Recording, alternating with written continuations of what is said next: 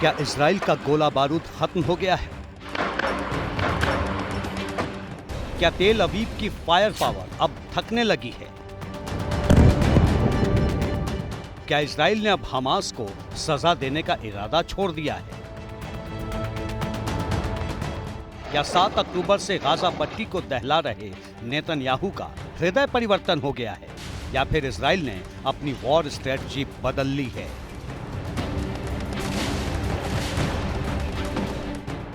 ये सवाल तब उठे जब नेतन्याहू के नो सीज फायर वाले ऐलान के बावजूद राहत सामग्री लेकर ट्रक्स ने राफा बॉर्डर के रास्ते गाजा पट्टी में एंटर किया। तस्वीरें आपके सामने हैं।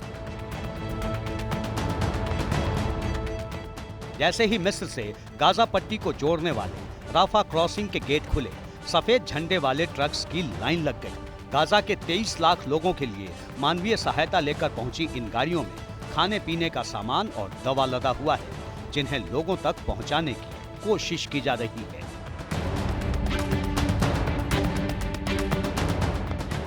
यह सच है कि राफा बॉर्डर पर इजराइल का कंट्रोल नहीं है। इसकी चाबी मिस्र और हमास के पास है, लेकिन सबको पता है कि गाजा में ऐसी कोई जगह नहीं जो इजरायली मिसाइलों की जद में ना हो। जब तक इजराइल की मर्जी ना हो, राफा बॉर्डर को खोलने की जरूरत किसी को भी भारी पड़ सकती है। लेकिन बॉर्डर खुला भी और ट्रक मिस्र से गाजा में घुसे भी।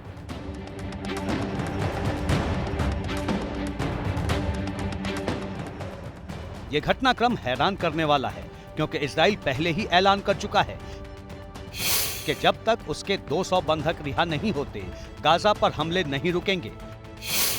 राफा बॉर्डर के रास्ते गाजा में तेल सप्लाई की भी इजाजत नहीं है। सवाल यह है कि इजराइल ने अपना स्टैंड कैसे बदला?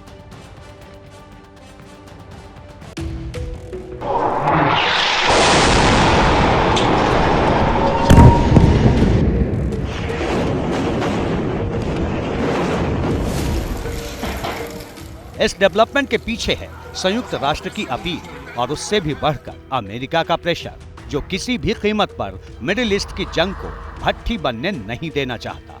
वैसे इजराइल की नरमी के पीछे कतर के बैक चैनल डिप्लोमेसी का भी बड़ा हाथ बताया जा रहा है।